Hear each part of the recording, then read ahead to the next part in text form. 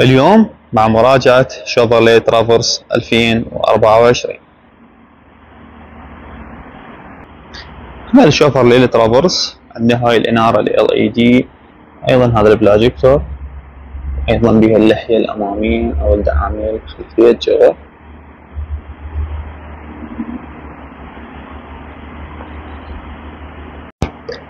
نجي نحكي عن المحرك. طبعا جقات، مو هاي الرفع العادية. المحرك مالته 1500 توربو، تمام، واحسن بهواية من المحرك القديم مال الترافرس اللي كان 6 سلندر، لان هذا العزم مالته 430 و 315 حصان، يعني الهورس باور مالته كلش عالي، يعني محرك ياكل القاع.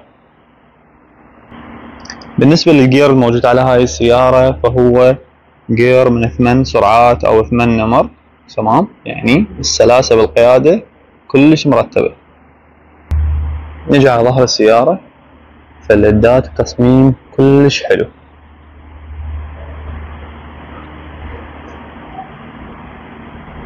طبعا فئة ال صراحة يعني تصميمه كلش روعة ونازك.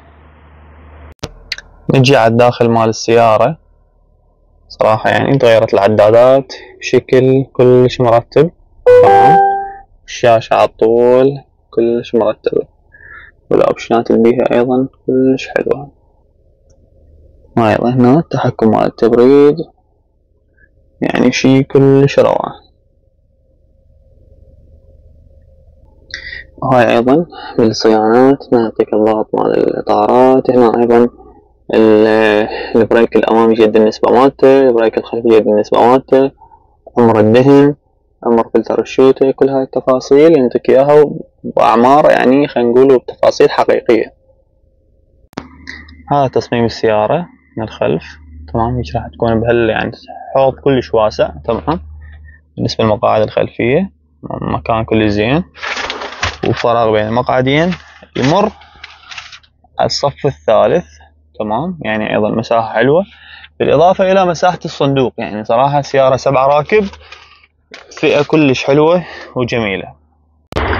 طبعا تصميم الويل تصميم جاء كلش رياضي ومرتب، والسيارة متوفرة بهذا اللون اللي هو الإسمنتي، هذا اللون الجميل دم الغزال، وأيضا اللون الأبيض، أيضا هذا اللون اللي خلينا نقول حبري أو بحري ممكن يكون. أنا طبعا اللون المفضل عندي هو الأحمر، وأيضا هذا اللون، وأنتو يا لون مفضل عندكم؟